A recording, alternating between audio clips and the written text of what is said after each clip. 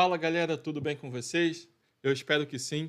Vamos fazer mais um pós-jogo aqui. Acabou agora mais uma partida do Campeonato Brasileiro entre Juventude e Fluminense. Vitória muito importante do Juventude, que está ali fugindo da zona de rebaixamento. Mas antes da gente falar do jogo, quero te pedir, meu amigo, se inscreva no canal, curta, deixa aí seu like, compartilhe esse vídeo com os amigos, com a família.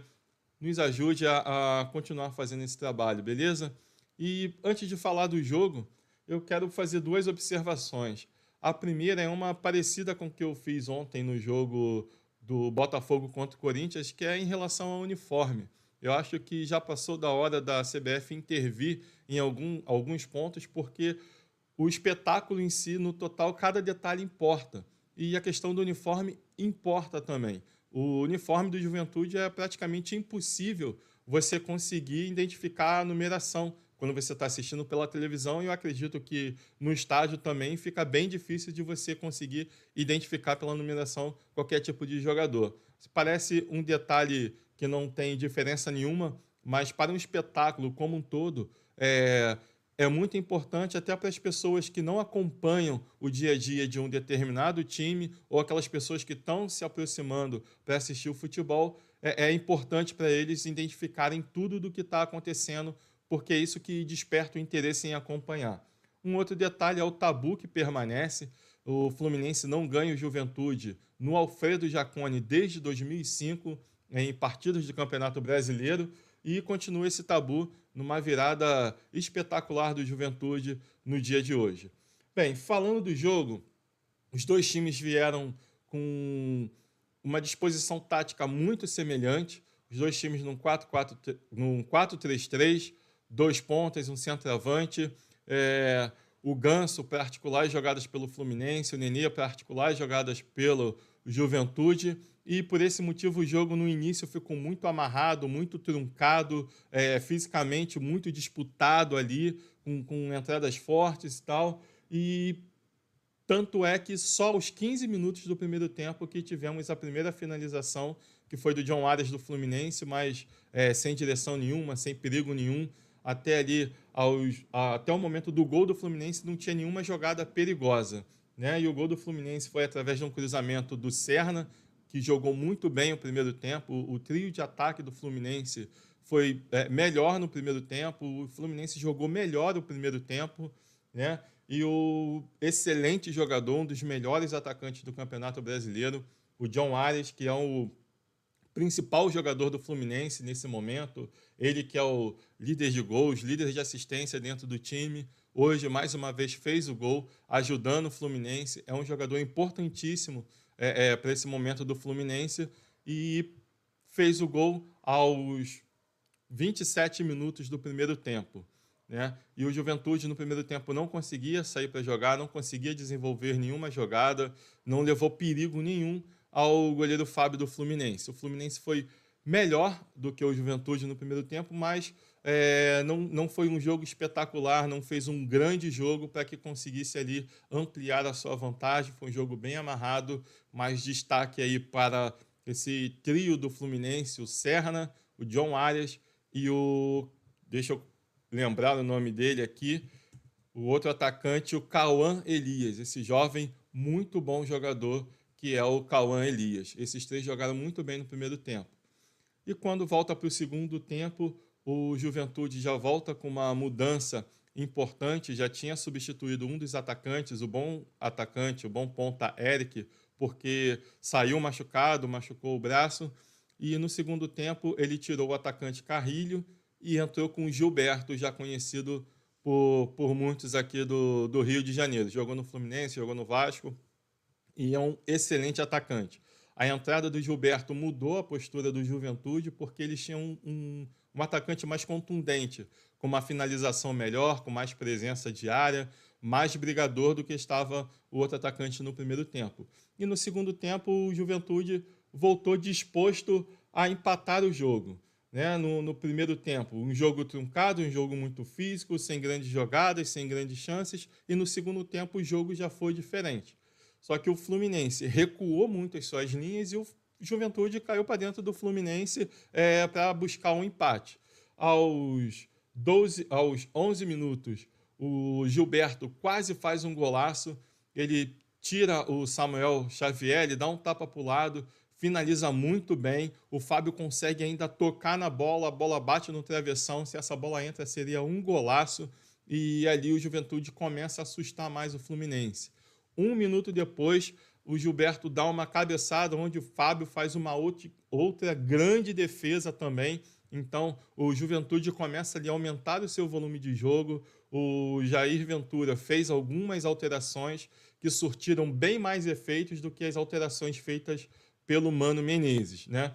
E aos 35 minutos, numa jogada de escanteio, aliás, perdão, num cruzamento de uma falta, o jogador Ronaldo, que foi revelado pelo Flamengo, foi uma daquelas grandes promessas que não se confirmou, mas joga muito bem. Hoje está no Juventude e desde quando chegou, assumiu a titularidade, fez o gol de cabeça, o gol do empate.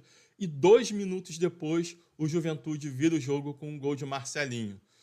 O Juventude bate um lateral, o Felipe Melo, que entrou no lugar do Marcelo, não consegue cortar a bola, e o Martinelli, que hoje para mim estava muito abaixo, eu acho que já tem um tempo que ele não vem apresentando o futebol que ele apresentou no ano passado, hoje ele estava bem abaixo, e ele demorou a ter uma reação, e o jogador o Marcelinho, que tinha acabado de entrar, né, a TV não tinha nem confirmado a entrada dele ainda em campo. Quando o repórter ia confirmar a entrada dele, ele deu um chutaço, um balaço sem chance para o Fábio, e o Juventude vira o jogo em 2 minutos. Aos 37 minutos, o Juventude já estava ganhando.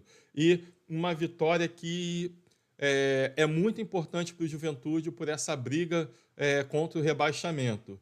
Então, até os 37, até o gol, o segundo gol do Juventude, o Fluminense ele não conseguia ficar com a bola. Ainda tiveram 2 saídas de contra-ataque, até mesmo antes do primeiro gol do Juventude, mas onde o Fluminense não conseguiu fazer com que esses contra-ataques fossem mais perigosos ou converter esses contra-ataques em gols. Né? Na verdade, foram 2 contra-ataques e nenhum dos 2 levou tanto perigo para o gol do Juventude. E depois que toma o segundo gol, é aquele efeito, já que começamos a perder, vamos ter que sair para jogar futebol. Eu não entendo por que um time espera sofrer para depois voltar a jogar, já que o Fluminense no primeiro tempo estava melhor do que o Juventude. E aí, então, ele ainda consegue 2 finalizações, uma com o Nonato, uma com o Lima, as duas sem muito perigo também. E assim o jogo foi até o final e o Juventude confirmou essa vitória no dia de hoje contra o Fluminense. O Fluminense que esse ano enfrentou o Juventude 4 vezes, empatou no primeiro turno, em casa, no Maracanã, e perdeu hoje. E na Copa do Brasil, esses times se enfrentaram, uma vitória e um empate, vitória do Juventude e um empate. Então, o saldo bem negativo do Fluminense em relação ao Juventude esse ano. 2 derrotas e 2 empates. E o Campeonato Brasileiro, que vai chegando na sua reta final, vai se tornando muito perigoso também para o Fluminense. E essa briga aqui, na parte de baixo da tabela, está cada vez mais interessante. Fluminense e Corinthians ali brigando embaixo da tabela, o que não é tão comum a gente ver. E o Juventude, com a vitória de hoje, ganhou 2 posições, foi para 11º lugar, e o Fluminense perdeu e continua em 16º. A diferença é que agora ele está bem próximo ali do Vitória e do Corinthians com 25 pontos, já que o Fluminense tem 27 pontos. Lembrando que o Fluminense tem um jogo a menos, né? Então o Fluminense aí com esse jogo a menos, ele ganhando, ele dá uma respirada melhor, mas ainda corre risco sim ali nessa zona da confusão, como diz o professor. Né? Os outros jogos da rodada foram importantes também. O Palmeiras goleou o Criciúma em casa, ganhou por 5-0. Não tinha a menor dúvida de que o Palmeiras ganharia esse jogo hoje. Talvez o placar não tivesse sido tão esperado. 5-0 Palmeiras, sem tomar nenhum susto. Ainda teve um jogador expulso.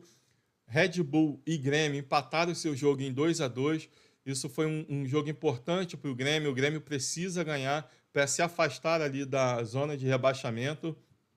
A diferença e a vantagem para o Grêmio é que ele ainda tem 2 jogos a menos.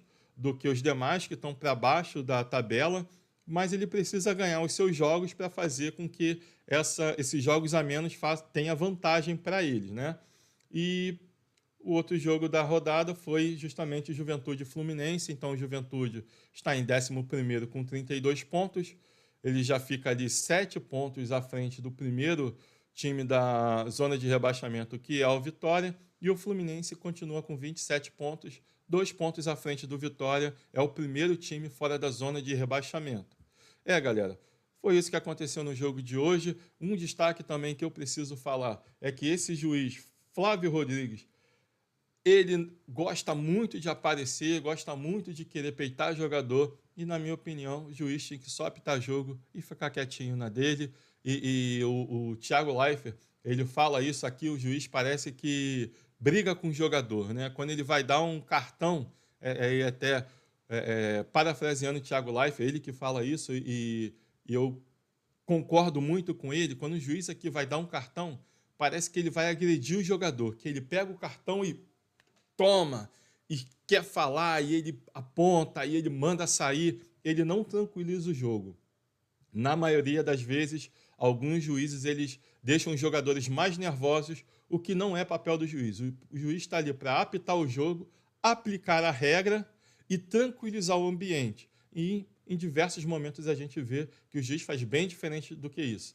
Geralmente são eles que tiram os jogadores do sério, e hoje o senhor Flávio Rodrigues, para mim, foi nota 6,5. Ele não comprometeu o jogo, mas a atitude dele, para mim, é muito ruim e não gosto da forma com que ele se dirige aos jogadores. Por isso, minha nota é bem baixa para ele. Também é muito difícil a gente dar uma nota boa para qualquer árbitro no Brasil, né?